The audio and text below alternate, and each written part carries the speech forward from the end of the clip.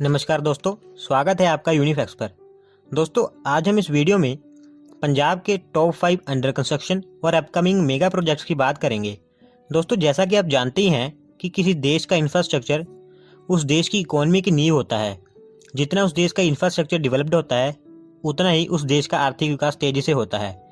आज मैं आपको इस वीडियो में ऐसे ही मेगा प्रोजेक्ट्स के बारे में बताऊंगा जो कि पंजाब के इंफ्रास्ट्रक्चर को डेवलप करने में अपना योगदान डालेंगे। Number 1, Amritsar Jamnagar expressway. दोस्तों, ये एक्सप्रेसवे पंजाब के अमृतसर से गुजरात के जामनगर तक बनाया जा रहा है। ये 6 लेन वाला एक्सप्रेसवे 1316 किलोमीटर लंबा होगा, जो कि आधा ग्रीनफील्ड और आधा ब्राउनफील्ड होगा। इस एक्सप्रेसवे का निर्माण भारतमाला परियोजना के अंतर्गत किया जा रहा है। ये एक्सप्रेसवे पंजाब, हरियाणा, राजस्थान होता हुआ गुजरात तक जाएगा। दोस्तों, ये एक्सप्रेसवे पंजाब, राजस्थान और गुजरात को सीधे तौर पर आर्थिक मदद प्रदान करेगा, क्योंकि ये एक्सप्रेसवे भारत की 3 बड़ी ऑयल रिफाइनरीज जो कि बठिंडा, बाड़मेर और जामनगर में हैं, तीनों को सीधे तौर पर जोड़ेगा। इसके अलावा ये एक्सप्रेसवे अमृतसर से जामनगर के डिस्टेंस को 10% तक कम कर देगा, जिससे कि अमृतसर से जामनगर का डिस्टेंस 1430 किलोमीटर से कम होकर 1316 किलोमीटर रह जाएगा। ये एक्सप्रेसवे अमृतसर, तरनतारन, बठिंडा, जोधपुर, बाड़मेर, नागौर और जामनगर को जोड़ेगा।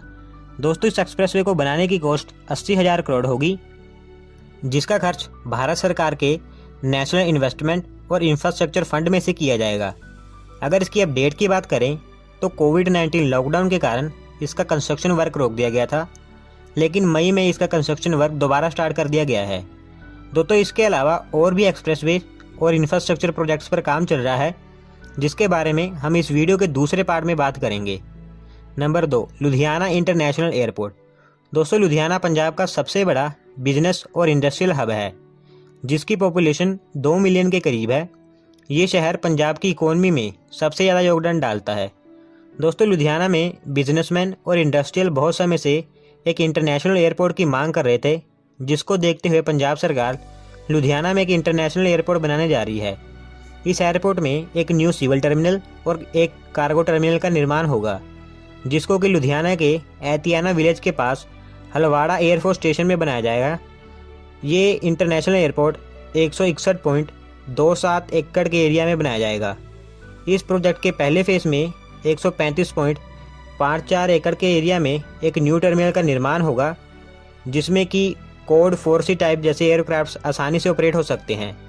इस एयरपोर्ट का निर्माण पंजाब सरकार और एयरपोर्ट अथॉरिटी ऑफ इंडिया द्वारा किया जा रहा है, जिसके लिए उन्होंने एक एग्रीमेंट पर साइन किया है। इस एयरपोर्ट के निर्माण में 49% भागीदारी पंजाब सरकार और 51% भागीदारी एयरपोर्ट अथॉरिटी ऑफ इंडिया की होगी।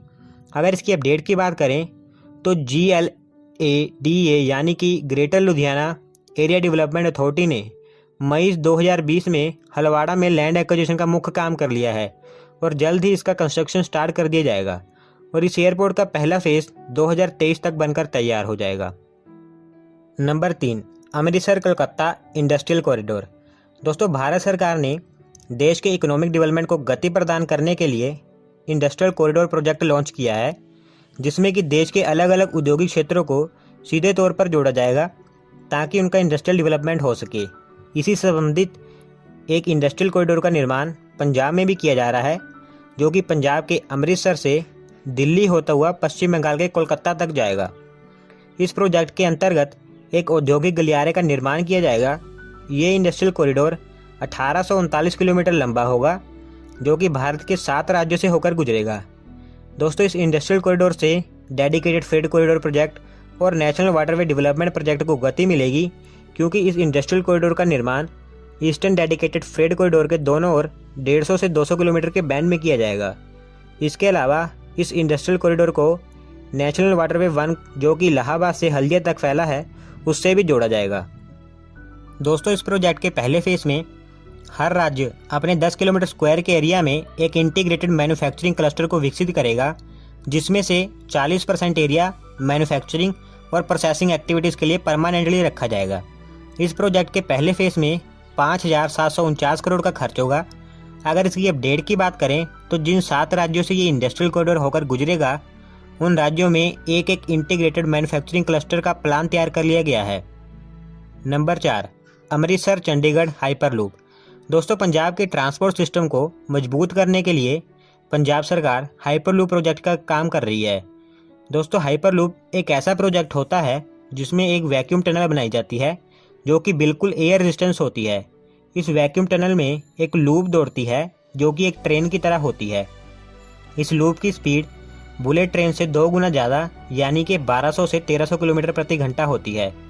इसी तरह की हाइपरलूप ट्रेन पंजाब में चलाई जा रही है जो कि पंजाब के अमृतसर से चंडीगढ़ तक चलाई जाएगी।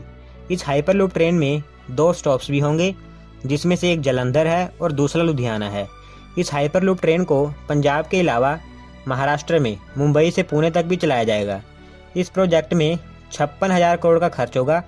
अगर इसकी अपडेट की बात करें तो पंजाब गवर्नमेंट ने US based company virgin hyperloop 1 से एक मेमोरेंडम ऑफ अंडरस्टैंडिंग पर साइन किया है और इस प्रोजेक्ट में UAE based DP world investment करेगी।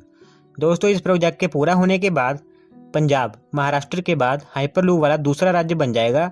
इसके अलावा हरियाणा सरकार भी वर्जिन हाइपरलूप 1 के साथ एक एमओयू साइन करेगा। Number 5, eastern dedicated freight corridor. दोस्तों, इस समय भारत में रोजाना 13,000 से ज़्यादा पैसेंजर ट्रेन्स और 9,000 से ज़्यादा फ्रेट ट्रेन्स चलती हैं।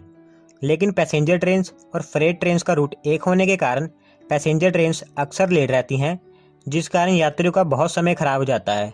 और तो और फ्रेट ट्रेन्स भी अक्सर लेट रहती हैं, जिस कारण व्यापारियों का माल उनके पास सही टाइम पर नहीं पहुंचता। यही कारण है कि भारत में व्यापार करने वाले व्यापारी भारतीय फ्रेट ट्रेन्स का बहुत कम इस्तेमाल करते हैं। इसका अनुमान आप ऐसे लगा सकते हैं कि 1970 के समय में माल ढोने में भारतीय मालगाड़ी का योगदान 83% था, जो कि अब 33% रह गया है। और वहीं रोड फ्रेट की बात करें जो कि पहले 14% था, अब ये बढ़कर 59% हो गया है। इसी तरह की समस्या को कम करने के लिए भारत में डेडिकेटेड फ्रेट कॉरिडोर प्रोजेक्ट पर काम चल रहा है, जिसमें कि देश के अलग अलग राज्यों में 6 डेडिकेटेड फ्रेट कॉरिडोर्स का निर्माण चल रहा है, जिसमें से एक ईस्टर्न डेडिकेटेड फ्रेट कॉरिडोर भी है। इस फ्रेट कॉरिडोर का निर्माण पंजाब के लुधियाना से पश्चिम बंगाल के दानकुनी तक किया जा रहा है। ये फ्रेट कॉरिडोर 1839 किलोमीटर लंबा होगा, जो कि भारत के 5 राज्यों से होकर गुजरेगा। ये फ्रेट कॉरिडोर लुधियाना से यूपी के खुर्जा तक सिंगल लाइन और खुर्जा से दानकुनी तक डबल लाइन वाला होगा, जो कि फुली इलेक्ट्रीफाइड होगा। ये फ्रेट कॉरिडोर भारत के डेंसली पॉपुलेटेड एरिया से होकर गुजरेगा, जिसका निर्माण कार्य 3 सेक्शंस में बांटा गया है। इस फ्रेट कॉरिडोर के बनने से एक तो पैसेंजर ट्रेन की मूवमेंट तेज हो जाएगी और तो और भारत के पूर्वी राज्यों से पश्चिमी राज्यों में माल ढोने और माल ले जाने में गति आएगी। इसका निर्माण DFCCIL यानी कि dedicated freight corridor corporation of India limited द्वारा किया जा रहा है। अगर इसकी अपडेट की बात करें तो अभी तक इसका 60% काम पूरा हो चुका है। दोस्तों, इन सभी प्रोजेक्ट्स के अलावा और भी बहुत सारे प्रोजेक्ट्स पर काम चल रहा है, जिसके बारे में हम इस वीडियो के अगले पार्ट में बात करेंगे।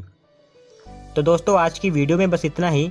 अगर वीडियो पसंद आई हो तो वीडियो को लाइक करें और चैनल को सब्सक्राइब करें। धन्यवाद आपका वीडियो को देखने के लिए।